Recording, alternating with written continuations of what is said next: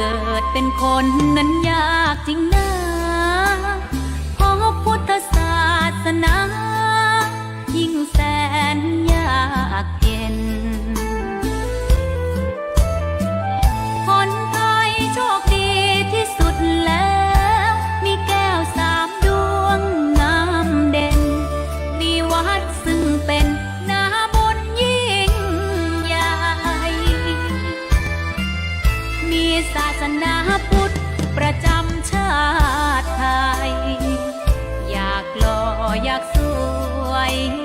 เราต้องรักษาศีลอยากมีอันจะกินต้องหมั่นทำบุญทำทานเอาไว้เข้าวัดสวดมนต์ฝึกฝนสติให้ว่องไวรีบทำตอนที่เราทำเองได้อย่ารอจนตายถึงเข้าวัดว่าเข้าวัดยังเป็นจะได้เห็นแต่น้ำใจเข้าวัดยามตาจะได้เห็นแต่น้ำตาก่อนจะสายเกินขอเชิญมาใช้ชีวิตให้คุ้มค่าเจริญทานศีลภาวนาสั่งสมบารมีไว้ทำบุญตอนที่ยังมีชีวิตย่อมดีกว่ารอเขาอุทิศบุญให้อย่ามัวหลงเพลินเดินห่างวัดตัวอย่างชัดๆมีมากมายเข้าวัดตอนตายสายเกินแก้กรรม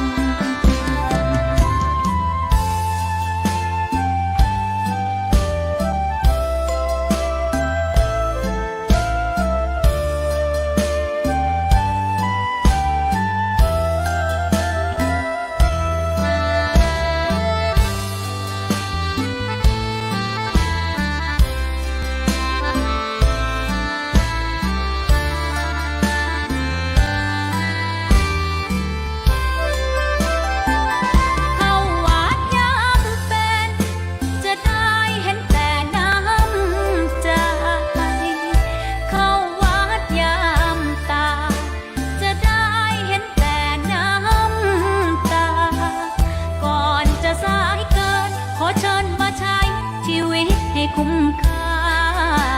เจริญทานศีลภาวนาสั่งสมบารมีไว้ทำบุญตอนที่ยังมีชีวิตย่อมดีกว่ารอเขาอุทิศบุญให้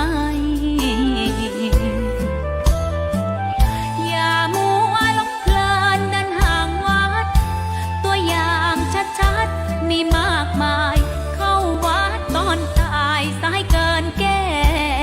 กรรมเข้าวัดยามเป็นผลบุญหนุนนำเข้าวัดยามเป็นจะได้เห็นแต่น้ำใจเข้าวัดยามตายจะได้เห็นแต่น้ำตา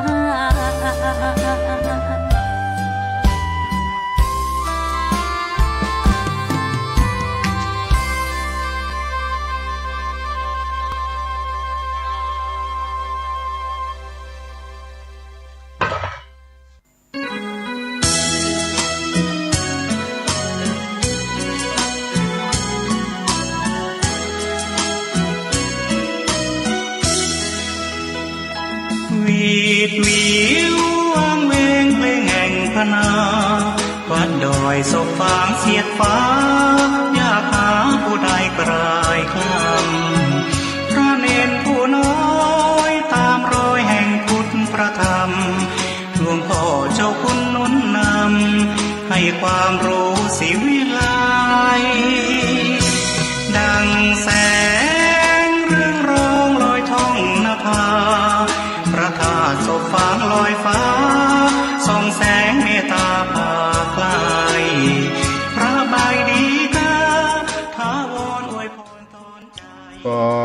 ายความเคารพพระมหาเถรานุเถระครูบาอาจารย์เจ้าทั้งหลายจุตนจุองค์เจริญสุขเจริญธรรมจงได้บังเกิดมีแก่พุทธศาสนิกชนทั้งหลายที่ได้สดับรับฟังธรรมะทางสถานีวิทยุวัดฝ่ายหินมหาวิทยาลัยเชียงใหม่ในวันนี้เป็นวันพุธที่29พฤศจิกายนได้มาพบปะกับพี่น้องท่านสาธุชนทั้งหลายในเดือนยี่เหนือลง2 ค่ำได้เป็นวันที่รายการสารธรรมของวัดสลีโสดาพระอารามหลวงได้มาพบกับพี่น้องสาธุชนทั้งหลายก็ถือว่าได้ผ่านพ้นในประเวณีเดือนยี่เพ็งไปด้วยดีหลังจากที่เราได้กินได้ทานกันแล้วก็มารำลึกนึกถึงในความสำคัญในทางพระพุทธศาสนาประเวณีเดือนยี่เพ็งได้ถวายปูจายังพระรัตนตรัยก็คือการทานผางผาตีบซึ่งพุทธศาสนิกชนในล้านนาไทยได้มีประเพณีที่สำคัญอย่างหนึ่งก็คือการจดประทีปถวายเป็นพุทธปูจาโดยเฉพาะในวันเดือนยี่เหนือวันเดือนยี่เพ็งหรือวันเพ็ญเดือน12ของไทยภาคกลางตรงกับเดือนยี่เหนือขึ้น15 ค่ำเป็นเดือนยี่เพ็งซึ่งได้มีการบูชาประทีปโคมไฟในความเป็นเจ้าพุทธของเจ้าล้านนาของเฮาซึ่งก็มีอานิสงส์ในการจุดประทีปซึ่งมีที่มาที่ไปในนักปราชญ์อาจารย์เจ้าทั้งหลายเปิ้นได้กล่าวไว้เป็นเรื่องราวเรื่องเล่าสืบกันมาในการใต้ตาลผางประทีปซึ่งใช้ฝ้ายทำเป็นรูปตีนกาประทีปตีนกาก็มีเรื่องเล่าในอดีตว่ากาลครั้งหนึ่งมีแม่กาเผือกตัวหนึ่งแปลงหางอยู่บนกิ่งไม้อยู่ใกล้กับแม่น้ำแม่กานั้นก็ได้ออกไข่มา5 แก่นวันที่ได้ออกไข่มานั้นก็เป็นไข่ทั้งหมด5 แก่นในขณะที่แม่กาได้ออกไปหากินก็เกิดพายุฝนได้มาปัดเป็นฟ้าเป็นฝนลมหลวงมาปัดห้างไข่แม่กาเผือกนั้นได้ปัดตก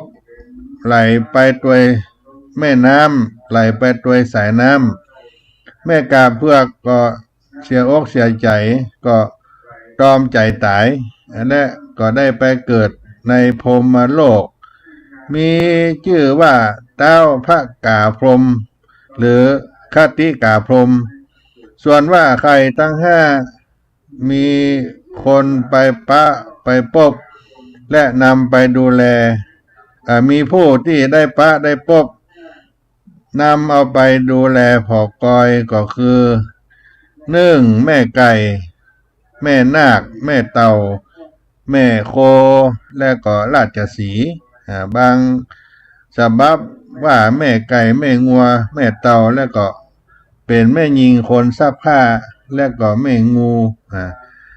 และก็ไข่แต่ละแก่นเมื่อครบกำหนดได้ฟักออกมา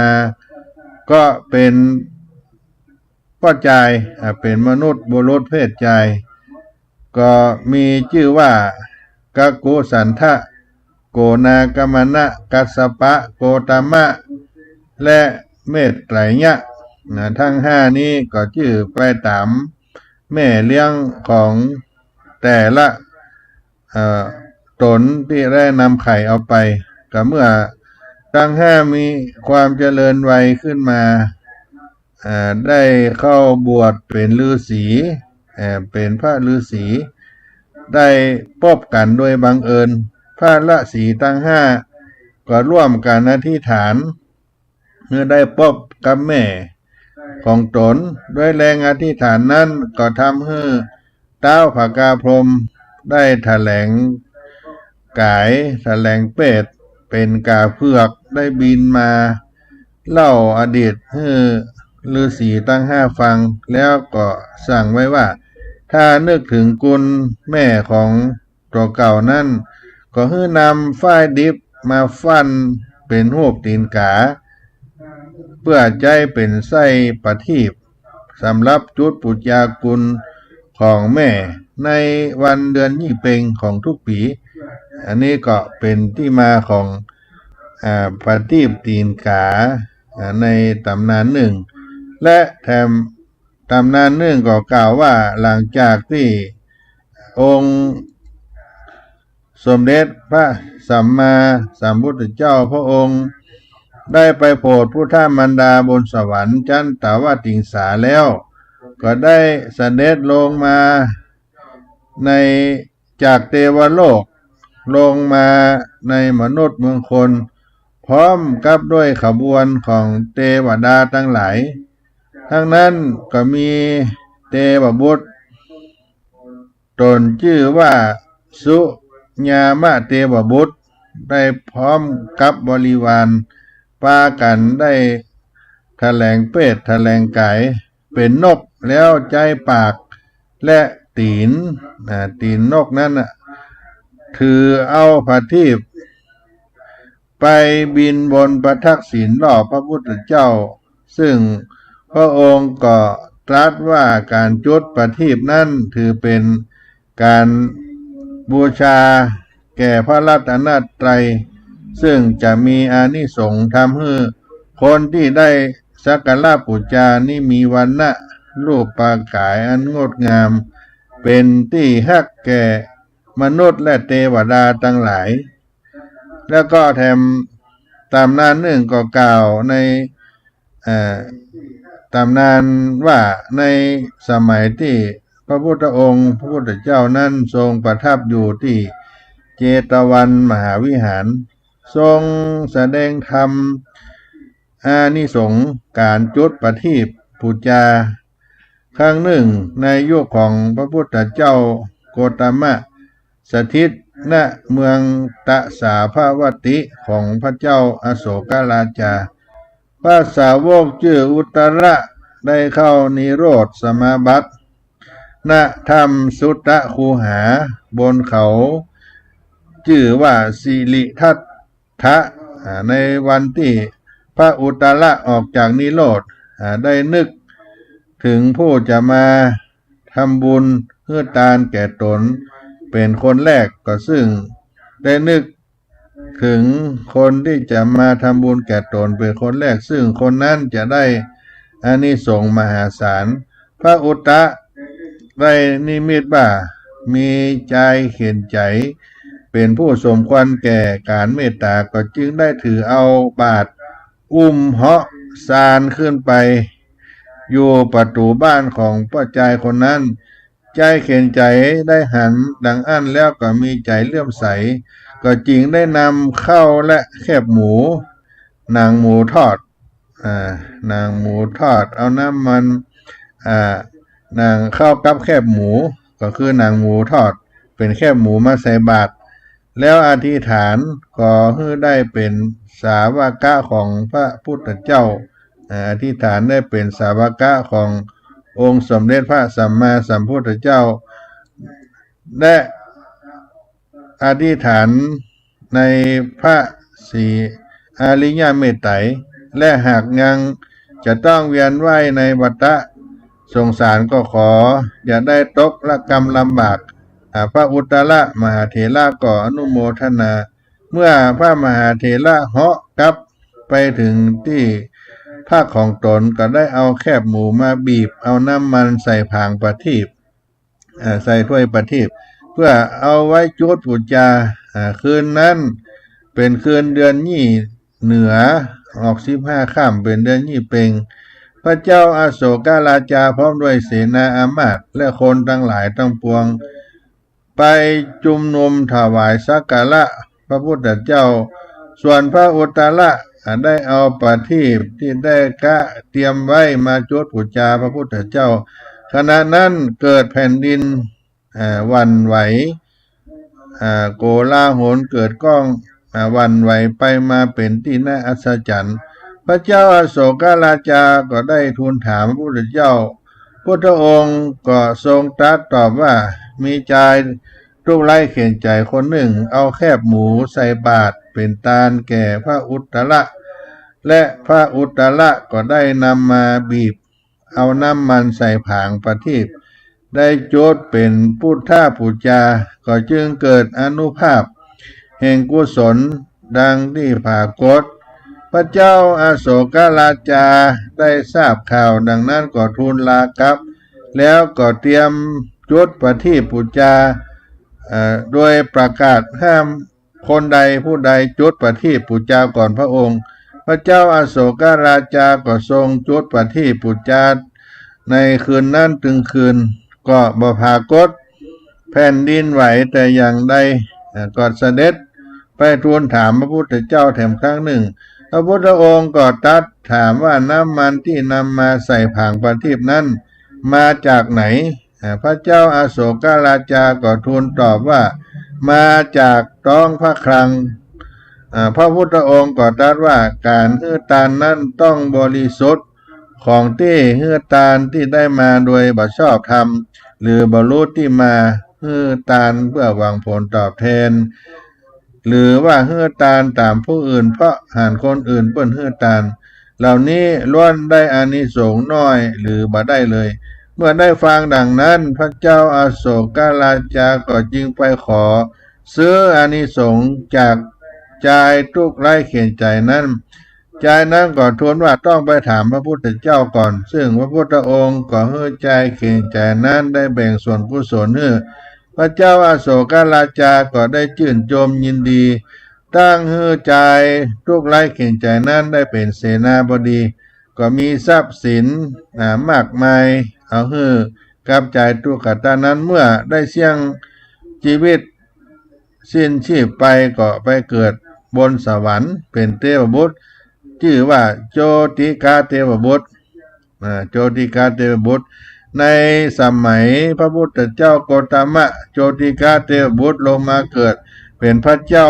ทุตถคามณีเมื่อสิ้นพระชนม์แล้วก็เกิดในบนสวรรค์สุดท้ายก็จะกลับมาเกิดเป็นสาวกของพระศรีอริยเมตไตรตามที่ได้อธิษฐานไว้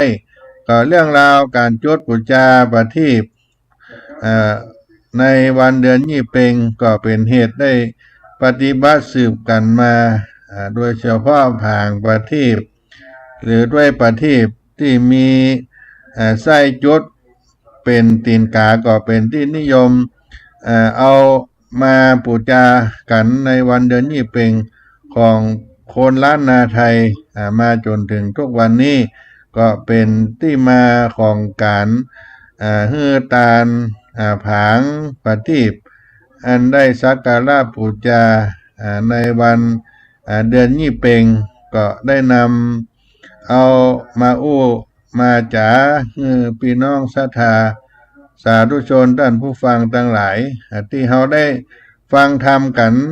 ในอานิสงส์การบูชาประทีปตีนกาที่อาตมาภาพได้ไปก็เป็นที่มาของแม่กาเผือกที่ได้เกิดไข่ออกมา5 แก่นที่ได้เอาไว้ในหางแล้วก็เกิดพายุมาปัดมาทำให้หางไข่นั้นได้ตกลงไปในสระน้ำดังกล่าวมาอยู่ในอานิสงส์ ปูจาผังพระตีบตีนกาที่ได้เทศนาเอาไปในวันจันทร์วันอังคารกันเนาะวันอังคารที่ผ่านมานั้นก็ได้เป็นอานิสงส์ปูจาผังพระตีบให้พี่น้องศรัทธาสาธุชนทั้งหลายที่ได้สดับรับฟังหลังจากที่ใครตั้ง5แก่นนั้นได้เกิดออกมาเป็นป้อจายถึง5คนแล้วก็ได้ออกบวชเป็นฤาษีได้ปั่มเป็งเนคขมะปาละมีในป่าอำลาแม่เลี้ยงของตนทั้ง5คนโดยเข้าไปอยู่ในป่าแล้วก็ฝ่ายแม่เลี้ยงถึงจะมีความรักความอะไรในลูกสักเพียงใดแต่ก็บ่ได้คาดความประสงค์เจตนาที่จะเป็นบุญกุศลอันยิ่งใหญ่ของลูกก็จึงได้อนุญาตให้ไปบวชเป็นฤาษีได้ปั่มเป็งเนคขมะปาละมีอยู่ในป่าแล้วก็อนุโมทนาด้วยปณิธานอันแน่วแน่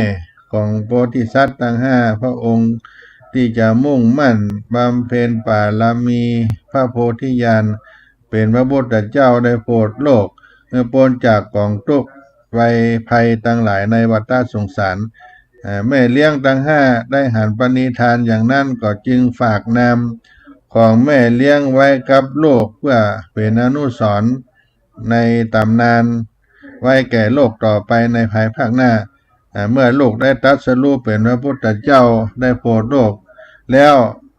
ก็จะเป็นนามมาตามลำดับองค์ที่1ก็มีพระนามว่าพระกากุสันโธเพราะตามนามแม่เลี้ยงที่เป็นไก่องค์ที่2ได้พระนามว่าพระพุทธเจ้าโกนากามนะซึ่งเป็นชื่อตามแม่เลี้ยงที่เป็นนาคและก็องค์ที่3เป็นพระนามว่าพระพุทธเจ้ากัสสปะเพราะตามนามของแม่เลี้ยงนั้นเป็นเต่าและองค์ที่4มีพระนามว่าโกตมะเพราะตามนามแม่เลี้ยงเป็นโคเป็นนามชื่อของพระพุทธเจ้าของเฮาในปัจจุบันนี้และองค์ที่5ในอนาคตก็คืออริยเมตไตรตามนามที่เป็นราชสีห์ได้เอาไปเลี้ยงในกัปนี้ก็ได้ชื่อว่าภัตตกัปเป็นกัปที่เจริญที่สุดเพราะมีพระพุทธเจ้าบังเกิดขึ้นในโลกถึง5พระองค์มีพระนามตามที่กล่าวมาแล้วนั้นทั้ง5พระองค์ก็จึงเป็นที่มาในคำย่อว่านะโมพุทธายะนะก็คือพระกากุสันโธโมก็คือพระโกนากามนะพุทธะก็คือพระกัสสโปทาก็คือพระโกตโมยะก็คือพระสีอริยเมตไตรอันนี้ก็เป็นนามของพระเจ้า5พระองค์นะโมพุทธายะเป็นนามพระเจ้าทั้ง5พระองค์พระโพธิสัตว์ทั้ง5พระองค์ก็ได้ออกบวชเป็นฤาษีปั่มเป็งปาละมีจนได้สำเร็จญาณอภิญญาสมบัติเหาะเหินเดินอากาศได้หาหมักไม้หัวมันด้วยฤทธิ์ของตนอยู่มาวันหนึ่งก็เหาะไปหาอาหารผลไม้แล้วก็ปั่มเป็งธรรมด้วยเหตุปัจจัยในกุศลบารมีธรรมพระฤาษีทั้ง5ก็ได้มาปะพบกันโดยที่บ่ได้นัดหมายก็ฮู้จักกันโดยหรือว่าได้มาฮู้จักกันมาก่อนก็ได้สอบถามความเป็นมาของกันและกันจริงได้ฮู้ว่าแต่ละองค์มีแม่เลี้ยงแม่ที่แท้จริงอยู่ที่ไหนก็ยังบ่ฮู้ฤาษีทั้ง5ก็จึงได้ร่วมกันตั้งสัจจะอธิษฐานก็ให้ได้ปะพบแม่บังเกิดเก้าที่แท้จริงด้วยอำนาจสัจจะอธิษฐานธรรมอันบริสุทธิ์ของพระฤาษีทั้ง5ก็ดังก้องไปถึงพรหมโลกเป็นเหตุให้เต้าพระกาพรหมหรือปฏิกาพรหมซึ่งเป็นแม่กาเผือกที่ได้สิ้นชีพไปได้มาเกิดเป็นพรหมทราบเหตุการณ์ตั้งหลายตั้งปวงก็จึงแถลงเปรตเป็นแม่กาเผือกลงมา ปรากฏต่อหน้าพระฤาษีทั้งห้าตนฤาษีทั้งห้าตนก็รู้โดยญาณทัศนะว่าพญากาเผือกตัวนี้คือแม่บังเกิดเก้าที่แท้จริงก็สอบถามแม่กาเผือกถึงความเป็นมาตั้งแต่ต้นว่าเรื่องราวนั้นเป็นมาอย่างใดแม่กาเผือกก็เล่าความเป็นมาแต่หนหลังเมื่อครั้งยังไข่อยู่บน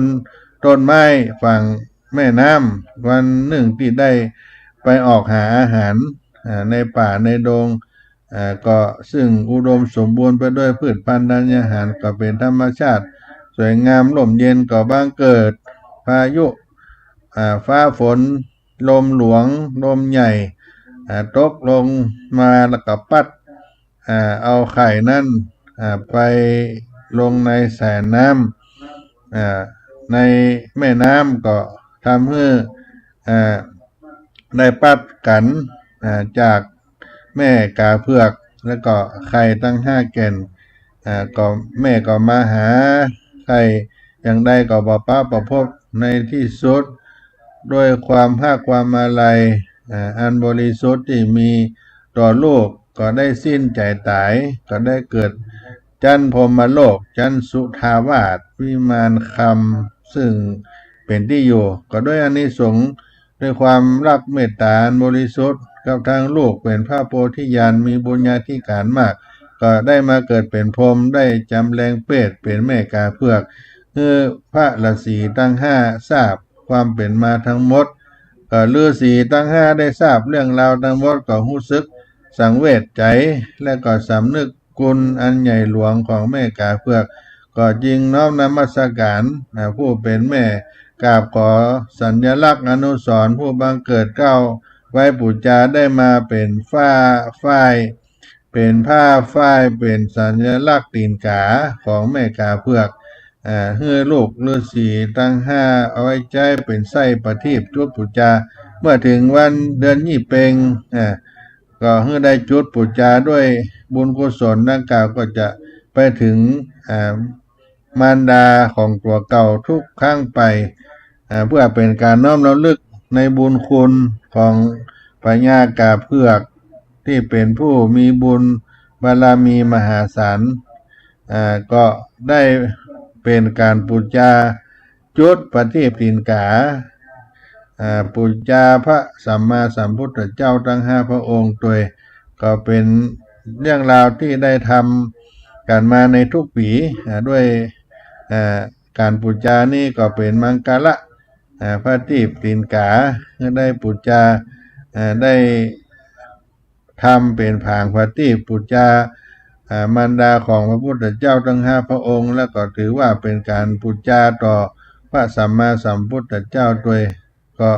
ได้นำเอามาเทศนาธรรมเป็นอานิสงส์ประทีปตีนกาบูชาในเดือนยี่เพ็งให้พี่น้องท่านสาธุชนคนฟังทั้งหลายที่ผ่านมาก็ขอให้บุญกุศลที่ศรัทธาญาติโยมทั้งหลายได้กระทำกันได้ตั้งจิตตั้งใจสร้างเอาไว้เป็นพระนาบุญกุศลให้เราท่านทั้งหลายได้เป็นพระวะปัจจัยได้ไปถึงสวรรค์นิพพานในอนาคตการในภายภาคหน้ากันทุกผู้ทุกคนก็พักสักกรรมกันเนาะจะได้มาเล่าโอ้สู่กันฟังสาระธรรมกันในเรื่องราวต่อไปในสาระธรรมยามเย็นของวัดสลีโสดาพระอารามหลวงนอ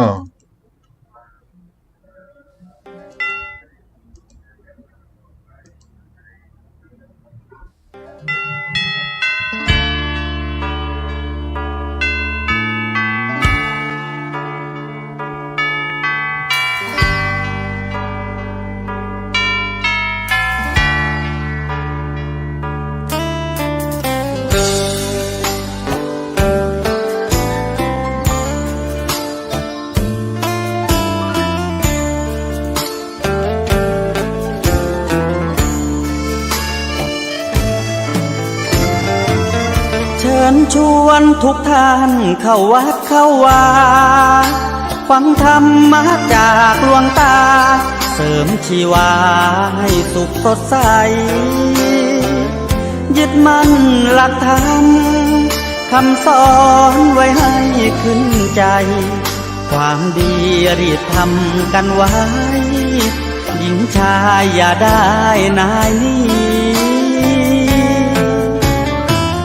เชิญชวนทุกท่านเข้าวัดเข้าวา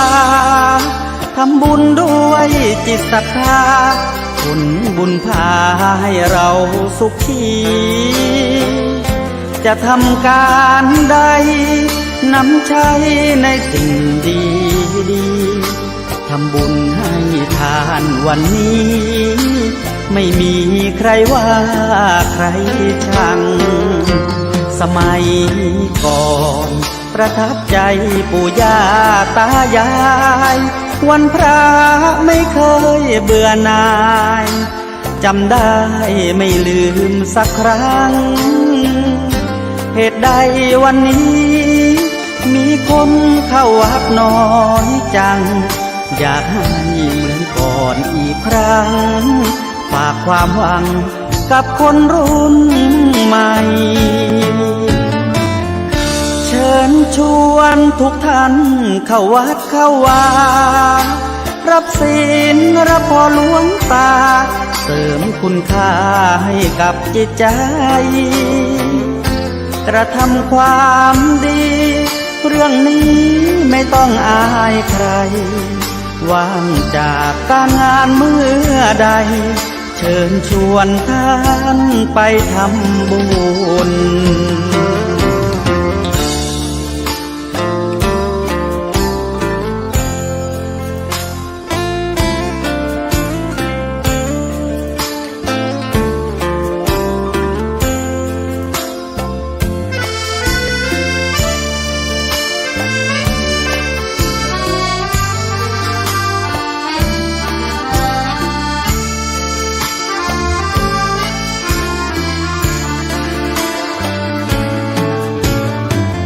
เชิญชวนทุกท่าน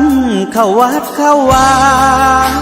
รับศีลรับพรหลวงตาเสริมคุณค่าให้กับจิตใจกระทำความดี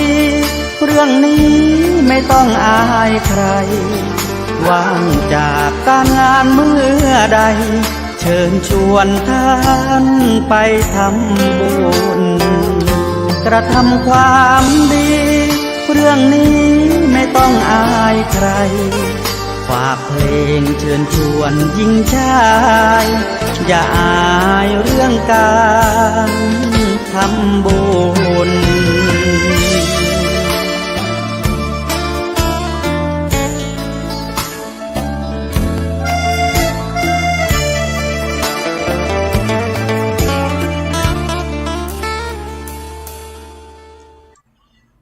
ก็มาถึงช่วงที่สองสาระธรรมวัดสลีโสดาพระอารามหลวงเสียงธรรมพระธรรมจาริกโดยอัตมภาพท่านพระครูปัญญาสังฆการท่านพระครูพรหมินทร์ได้มาปะพบกับพุทธศาสนิกชนท่านสาธุชนคนฟังทั้งหลายในสถานีวิทยุคลื่น 104.50 เมกะเฮิรตซ์ FM 104.50 เมกะเฮิรตซ์ สถานีวิทยุธรรมะพระพุทธศาสนาวัดฝ่ายหินมหาวิทยาลัยเชียงใหม่วันนี้เป็นวันที่ได้มีการสอบธรรมสนามหลวงของคณะสงฆ์จังหวัดเชียงใหม่ในอำเภอเมืองจังหวัดเชียงใหม่ก็มี3สนามสอบมีวัดพระสิงห์วรมหาวิหารวัดเชตุพนวัดศรีโสดาเป็นแห่งที่3แห่งที่1นั่นก็มีวัดพระสิงห์วรมหาวิหารแห่งที่2วัดเชตุพนอำเภอเมืองเชียงใหม่แห่งที่3วัดศรีโสดาพระอารามหลวง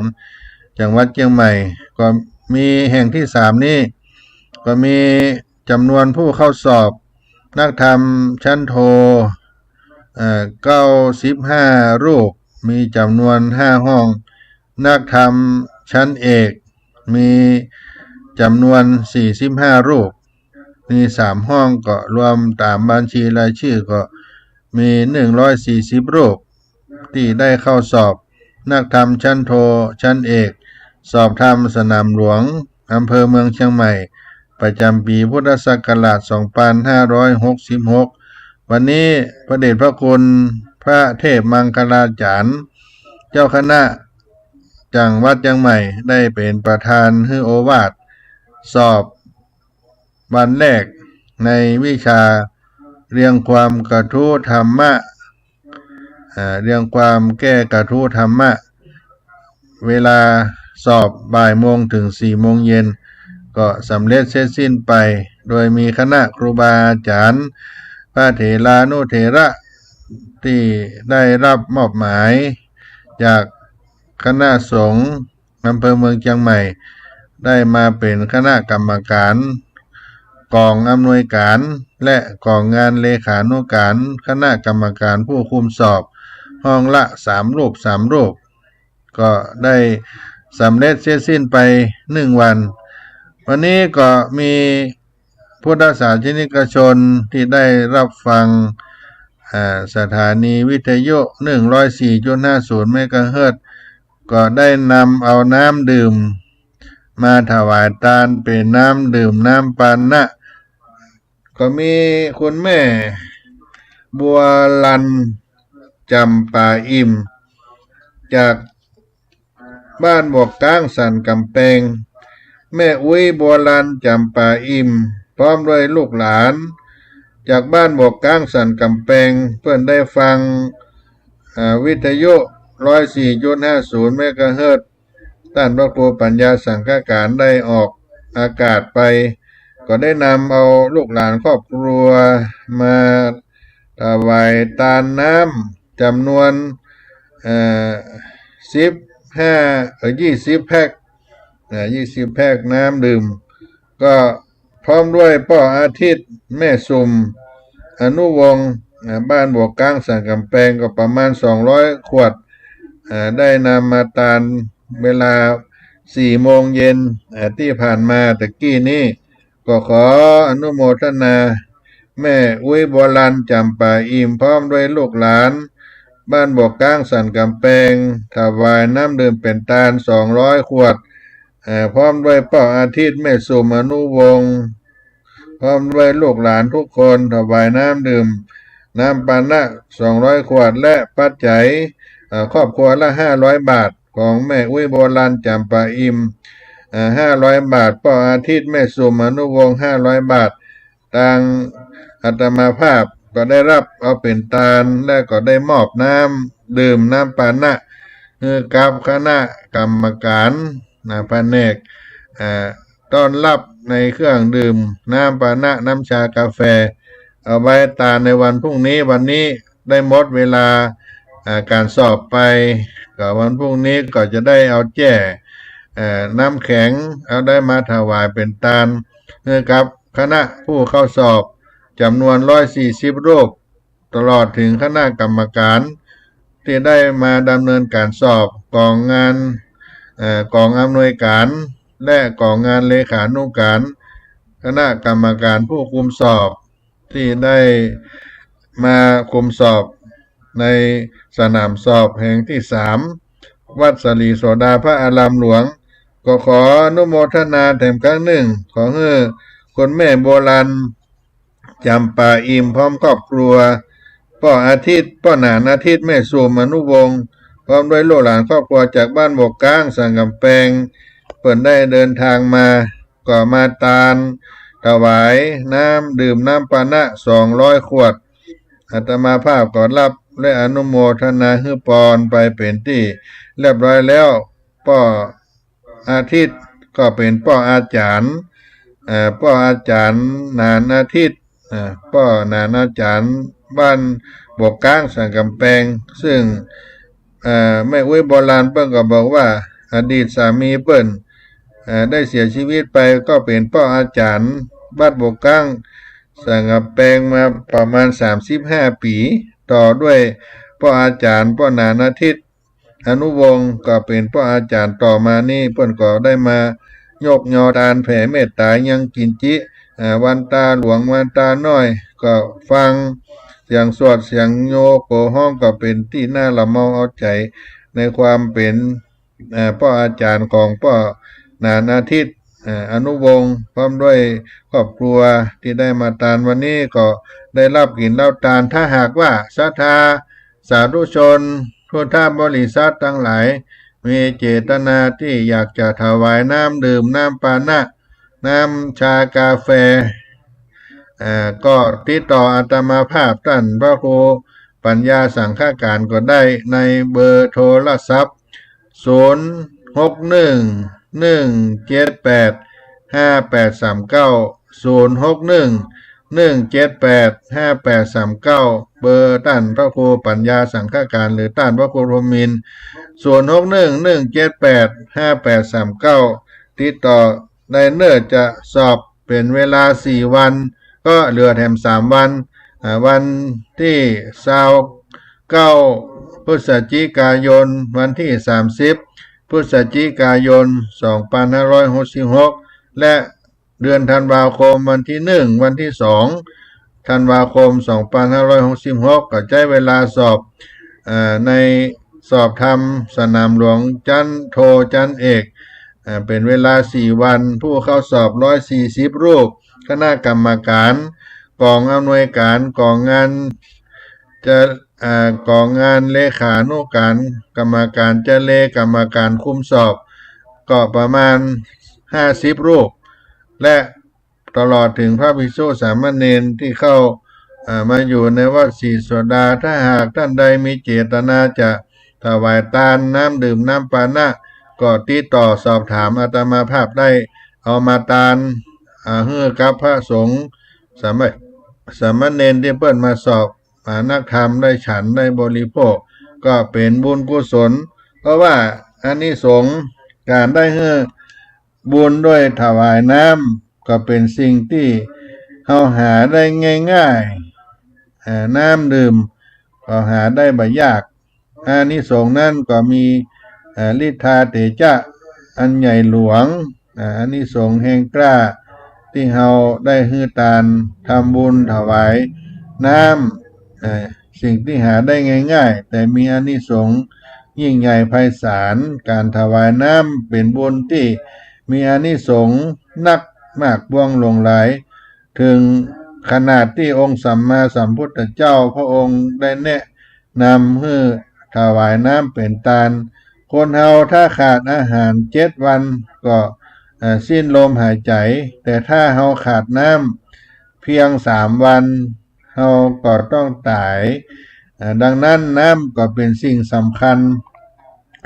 ต่อชีวิตต่ออัตภาพของความดำเนินชีวิตของเฮาความเป็นมนุษย์ของเฮานี้ด้วยเหตุนี้องค์สมเด็จพระสัมมาสัมพุทธเจ้าท่านก็จึงให้ความสำคัญกับการทำบุญถวายน้ำแก่พระภิกษุสามเณรมากและหากเราศึกษาในอัตถกถาธรรมที่ได้ปรากฏมีในคำสอนพระพุทธศาสนาก็จะพบว่า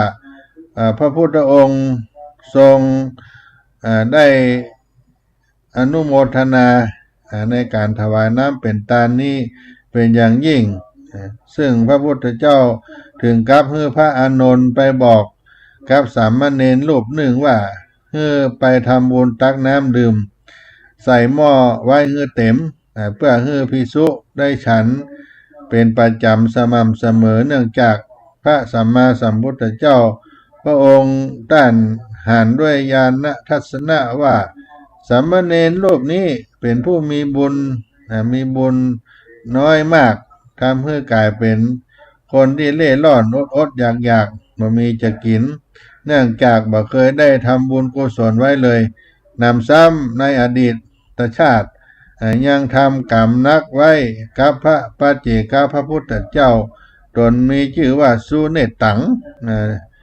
จนตกนรกมกไหมยาวนานถึง 84,000 ปีและไปเกิดเป็นเพศผู้มีความหิวโหยทนทุกข์ทรมานหลายชาติ แต่พอสามเณรได้เติมบุญให้กับตัวเก่าตามที่พระสัมมาสัมพุทธเจ้าทรงแนะนำก็อานิสงส์นี้ด้วยอานิสงส์นี้เลยส่งผลให้เป็นคนให้มีคนมากินมาทานมาถวายเครื่องอุปโภคบริโภคจนทำให้สามเณรมีความสะดวกในการประพฤติปฏิบัติธรรมมากขึ้นแล้วก็สามารถบวชได้บรรลุเป็นพระอรหันต์ในที่สุดเมื่อบรรลุธรรมแล้วญาติตึงมวลญาติตั้งมวล500ของท่านที่ไปเกิดเป็นเปรตได้อดได้อยากก็มาขอส่วนบุญซึ่งท่านก็ทำบุญทุกบุญอุทิศไปให้จนว่าเพศตั้งหลายก็มีสภาพความเป็นอยู่ดีขึ้นมีที่อยู่ที่อาศัยแต่ยังขาดน้ำดื่มโดยเหตุนี้พวกเพศแต่ญาติจึงมาบอกให้ท่านได้ช่วยแผ่บุญไปแหมครั้งท่านก็จึงทำบุญด้วยการตักน้ำไว้ให้เต็มหม้อน้ำเพื่อถวายพระสงฆ์ที่มาจากทิศทั้งสี่แล้วก็อุทิศส่วนบุญกุศลไปให้เปรตญาติที่ได้เกิดไปเป็นเปรตของท่านเลยทำให้เปรตได้มีน้ำดื่มน้ำกินน้ำใจขึ้นมาทันทีและถวายน้ำดื่มน้ำใจไว้ในพระพุทธศาสนาก็ถือเป็นบุญมีอานิสงส์มากกว้างหลวงหลายเพราะว่าถ้าบัจจัยบุญใหญ่หรือเป็นบุญที่มีความสำคัญแล้วพระพุทธองค์ท่านก็บัทรงแนะนำให้ทำทางเป็นบุญจากการถวายน้ำแด่พระสงฆ์นี้ก็ยังช่วยพ่อแม่ญาติพี่น้องที่ได้เกิดเป็นเปรตให้ได้พ้นจากทุกข์ไปด้วยดังนั้นบุญกุศลที่ได้ทำได้ถวายทานน้ำก็เป็นบุญกุศลที่อัศจรรย์แถมหมวดทานหนึ่งได้ถวายน้ำดื่มให้แก่พระภิกษุสงฆ์ได้ปูจาทานน้ำในบ้านก็ดีได้ถวายปูจาเป็นพุทธปูจาในบ้านก็ดีก็ทำให้เขาได้สร้างบุญกุศลมากขึ้นยิ่งทวีคูณขึ้นหากได้ทำบุญบริจาคน้ำดื่มให้แก่คนขาดแคลนหรือคนยากไร้ก็ได้กุศลแห่งก็จึงมาแนะนำการทำบุญให้ทานด้วยการถวายน้ำดื่มที่ท่านได้ทราบเรื่องราวที่ได้กล่าวไปและก็หากว่าเขาจะสังเกตว่าถ้าเวลาเขาให้กินให้ทานเพราะว่าทานขันเข้าใส่บาตรทำบุญสังฆทานทำบุญต่างๆก็จะปรากฏน้ำดื่มอยู่ในของทานนั่นอยู่เสมอก็เป็นเรื่องราวแถมอันหนึ่งที่เรื่องของการทานน้ำที่มาแต่พุทธกาลแถมเรื่องหนึ่งที่เป็นความเชื่อสืบทอดกันมาที่มีแม่หญิงคนหนึ่งได้ถวายน้ำสะอาดแก่พระภิกษุสงฆ์และก็เพื่อให้หายความหิวโดยพระท่านก็ได้อนุโมทนาให้พรแก่นางว่าในชีวิตมีความสุขสงบร่มเย็นเป็นดังน้ำที่ได้ถวายให้ทานและเมื่อนางนั้นตายไปก็ได้ไปเกิดเป็นนางฟ้าอยู่ในปราสาทวิมานคำมีสายน้ำล้อมรอบในปราสาทนั้นได้มีความจุ่มความเย็นในการให้ทานน้ำก็เป็นบุญกุศลที่เขาท่านทั้งหลายปูจายังพระพุทธเจ้าพุทธรูปเจ้าที่บ้านก็ดีก็จะทำให้เรามีความสุขความเป็นมังกรมีสติปัญญาให้ปลอดภัยจากอุปสรรคต่างๆนานาให้เกิดความมั่นคงความสุขในชีวิตบุญกุศลที่ได้ถวายน้ำเป็นทานก็ทำให้เรามีจิตใจบริสุทธิ์เหมือนดังน้ำที่ได้ให้ทานปราศจากความกระหายมีชีวิตที่ได้ให้ทานชีวิตก็มีแต่ความราบรื่นไหลเลื่อนเหมือนสายน้ำมีพละกำลังอายุยืนคล่องแคล่วว่องไวเหมือนสายน้ำมีชีวิตมีชื่อมีเสียงมีบริวารมีเงินทองไหลมาเทมา มีเงินมีใจมีกินมีตาลมีวันเนี่ยผิวพรรณพุทธผ่องใสและมีสติปัญญามีความสุขในชีวิตได้ฮือตานน้ำต่อพระสงฆ์ก็ดีต่อองค์สมเด็จพระสัมมาสัมพุทธเจ้าก็ดีก็เป็นการฮือตานน้ำดื่มน้ำกินเพื่อให้เกิดอานิสงส์สิ่งที่เราหาได้ง่ายๆบ่ยากและก็ทำได้กันทุกคนถวายน้ำเป็นทานเพื่อได้เกิดความผาสุกเกิดความเป็นมังกละต่อชีวิตของเราก็อนุโมทนาถึงข้างแม่อุ้ยบัวลันจำปาอิมพร้อมด้วยลูกหลานจากบ้านบอกกลางสันกำแพงป้อนานอาจารย์อาทิตย์แม่สุมนุวงศ์พร้อมด้วยลูกหลานจากบ้านบอกกลางสันกำแพงถวายน้ำเป็นทานจำนวน200 ขวดและเฮือตาลครอบครัวละ500 บาทเป็น 1,000 บาทต่อการเฮือตาลน้ำดื่ม200 ขวดในครั้งนี้ก็ขออนุโมทนาท่านใดสนใจจะมาเฮือตาลน้ำดื่มแก่คณะพระภิกษุสามเณรได้สอบนักธรรมก็ติดต่อสอบถามอาตมาภาพท่านพระครูปัญญาสังฆการได้เนอถวายน้ำเป็นทานน้ำดื่มน้ำปานะก็พักสักกรรมเพื่อพี่น้องคนฟังได้สดับรับฟังคีตธรรมสารธรรมของวัดสนีโสดาอารามเดิม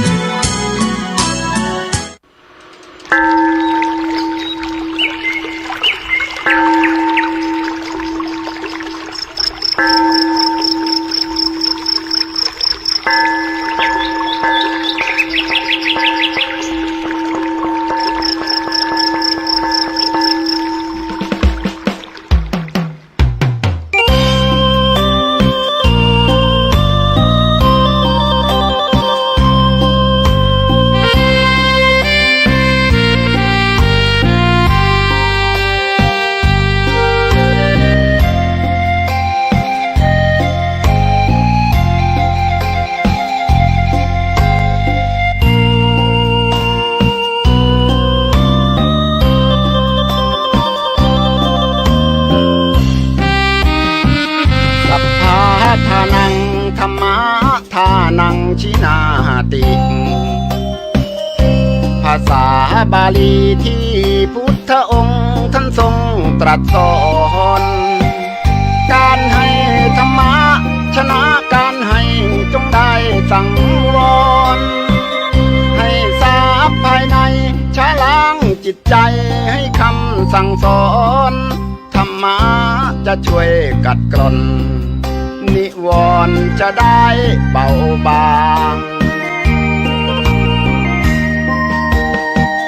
สัพพะทานังธรรมะทานังชินาติได้ฟังคำนี้ท่านทรงบ่งชี้หนึ่งไม่มีสองให้ทำเป็นทานสารต่อปัญญานำพาแสงส่องแสงธรรมชี้นำถูกต้องรับรองท่านต้องสุขใจ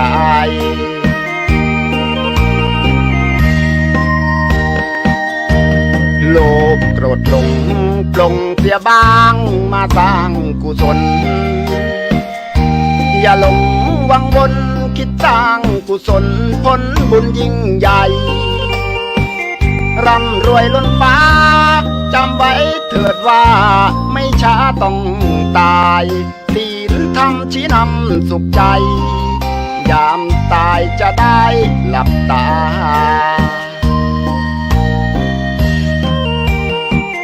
สัพพะ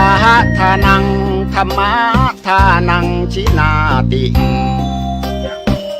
ได้ฟังเพลงนี้เชิญเถิดน้องพี่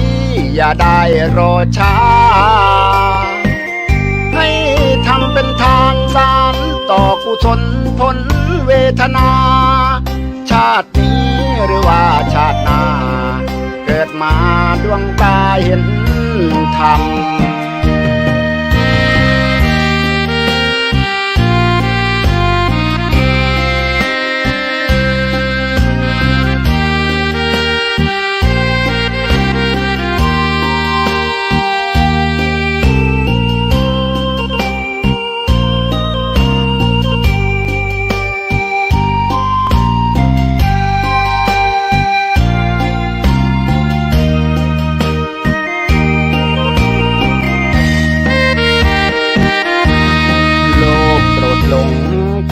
สียบ้างมาสร้างกุศลอย่าหลงวังวนคิดสร้างกุศลผลบุญยิ่งใหญ่ร่ำรวยล้นฟ้าจำไว้เถิดว่าไม่ช้าต้องตายศีลธรรมชี้นำสุขใจยามตายจะได้หลับตา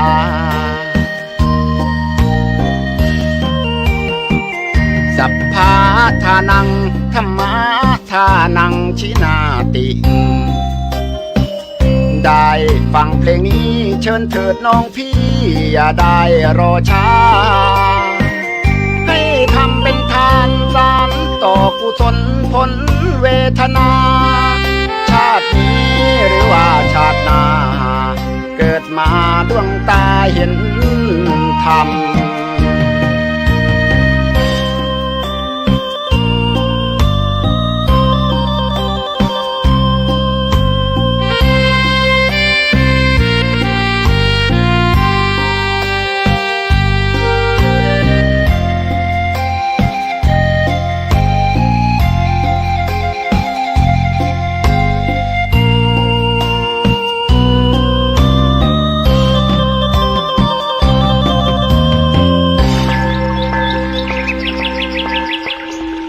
ก็มาถึง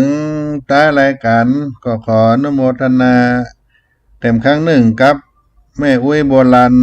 จำปาอิ่มพร้อมด้วยครอบครัวพ่ออาจารย์นานาทิตแม่อุ้ยซุ่ม